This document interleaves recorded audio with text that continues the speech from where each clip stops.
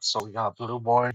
Um, I had to the interview was originally scheduled like an hour before. So like at was it 5? Yeah, it was supposed to be at 5. Then well, actually, it was supposed to be at 4, but we ended up switching it to 6. So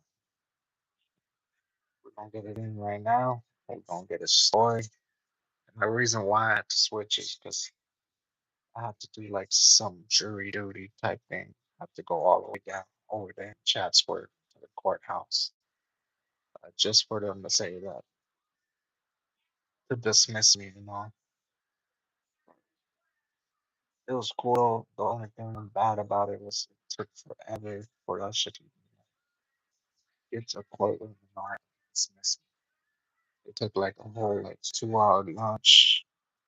I was waiting there before for like an hour, so overall like 3 hours just waiting over there. But it's all good because that's the last time I have to go. So last and only time. So I'm not tripping on that. Better than getting like $1,000 fine, $1,500 fine. Yeah, I'm not. So yeah, we just waiting on Blueboy to pop in, and we're gonna get it started. I interviewed Vanley, yeah, Vanley, Vanna, actually. It was a yesterday, and I interviewed her on my platform. It was a cool one. She's like a nail like salonist. She does music too, but she stopped at one point, but she said she's gonna get back into it. But it was pretty cool to interview. She's from Sacramento. I'm gonna end up releasing that interview like maybe like this weekend for sure. I might just work on like some editing on my past interviews that I did that I haven't released. So I'll probably have a couple that I put out there probably in a few days. You're just gonna see like a couple just pop up on my channel. So yeah, make sure y'all check out my old interviews or my most recent too. I just put out some good ones for sure, for sure. I got one with Lush. I got one with Lush's artist that he manages. What is his name? Nakabusta. That one's definitely a cool one too. So make sure you tap into that. Let me know if y'all could hear me too, because I don't know if it's just glitching or not. Hopefully it's connected.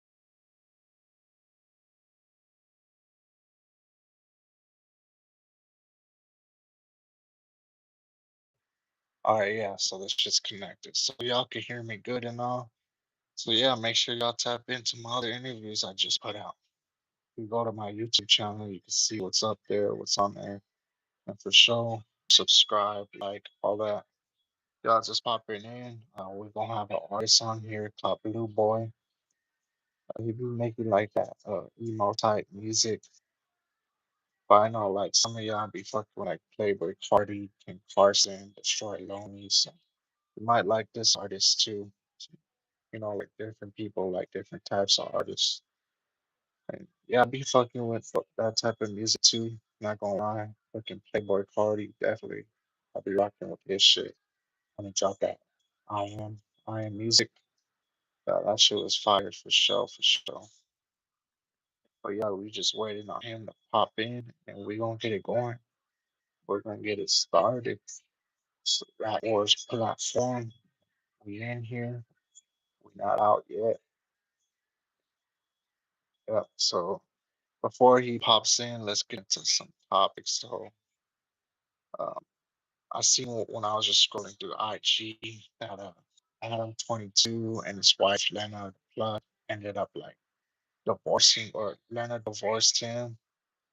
And then I was got me for like a couple hours like in the morning and all. I was like, oh shit, is this shit really real?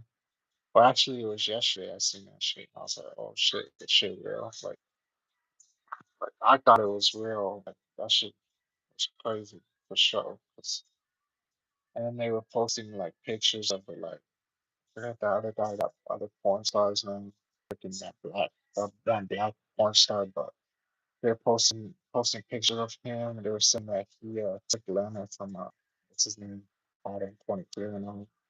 That's why they're divorcing, and they also saying because he lost in a fight that he had with that one guy. I keep forgetting his name, but I know that he's a porn star and shit. But then I end up finding out like it was all a hoax, pretty much. Like it wasn't really the hoax that they made up, but like I guess some scammer shit got some money from like filing like some fake divorce papers under like Linda Blood's name and all, which is definitely crazy for sure. Like said that she said in her own words that this guy was like a stalker and that she knows who it was.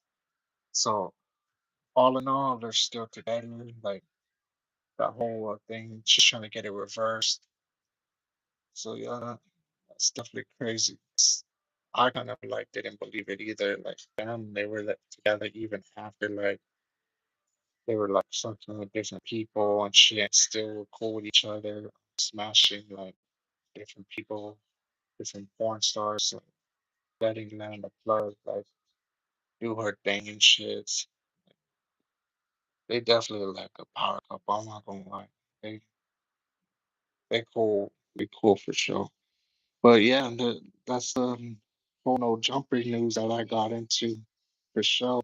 Other than that, I seen that one like if y'all are into like the whole no jumper like scene and all, y'all know about the whole like Spotty face and that one dude that just popped in. Oh, what's his name? But but if y'all know what I'm talking about, when they Spotty face ended up fighting some other guy because that one guy was like defending like the hundred's name. And then I guess Face wasn't fucking with that at all. He was like saying like, nah, you don't fuck with the rap 100 and all and everything. And then they ended up like arguing about it, and then they ended up taking it outside and like squabbling.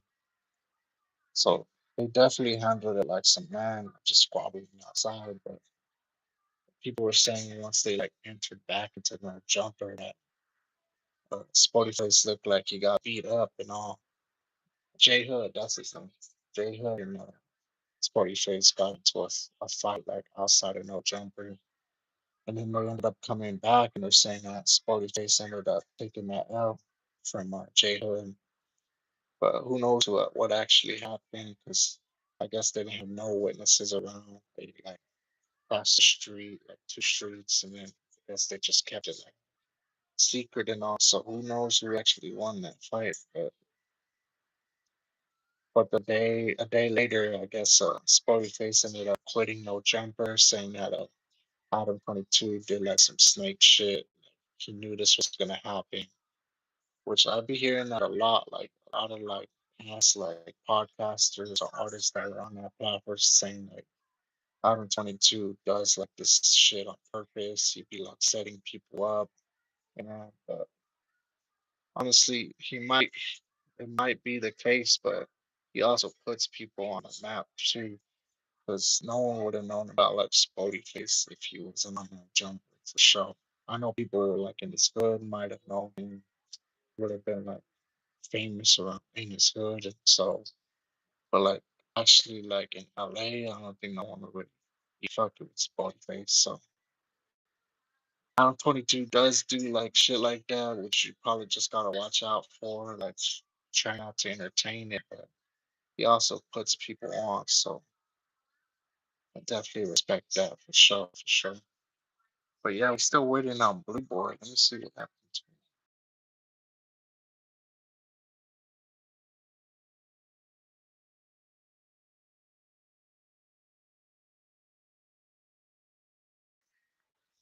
Yeah, so we still waiting on him. What up, everyone?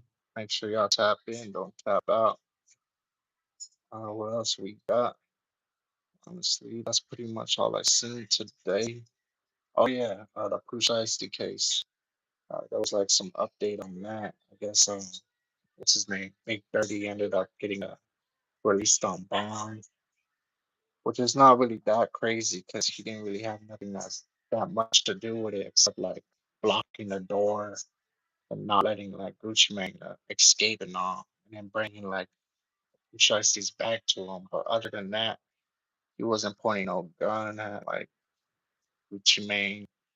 He wasn't telling him Gucci Mane to like sign anything. So honestly, I can see why Big 30 got like a bond and all. And they said that he doesn't have like no prior like cases, like serious cases, other than I think he did had a case, but it was before 18. But after that, he hasn't really got in trouble like that. So, and they were saying that he's not really a flight risk at all. So they ended up letting Big 30 out. So now he's on bond right now. Also, Pusha's dad is on bond, which that's a whole other thing because coming to find out, Pusha's dad is actually a rat. But I guess going back to Whack 100, he reported it. He said that he got the paperwork on him and all. Said that he ratted like back in the day. Like, I guess in his teenage days, because I guess Kushai's dad ended up catching a body at one point, catching a few, actually, a few hats, and they ended up getting off scot free pretty much, not really doing any time. And then they actually found out that he was like a federal informant. So who knows? Maybe the feds, because I know this is a federal case now. So who knows? The feds might have just let him out, so he could just keep doing the work for him, keep locking people up. But when it comes to Pooch Icy, though, who knows if his dad's going to actually rat on him, like Peso and Peso's dad, and or he's going to just keep it solid. Honestly, who knows? But that'll be fucked up if he does, like, snitch on him, and then Pooch Icy ends up getting like 30 plus years, and then hopefully he holds it down for him. Most that, yeah. It's just crazy though how like all these like people's like pops like Meech, Lil Meech's pops, they ended up finding out he's a snitch. Queso's dad ended up being a snitch. Now Push Icy's father is like a snitch.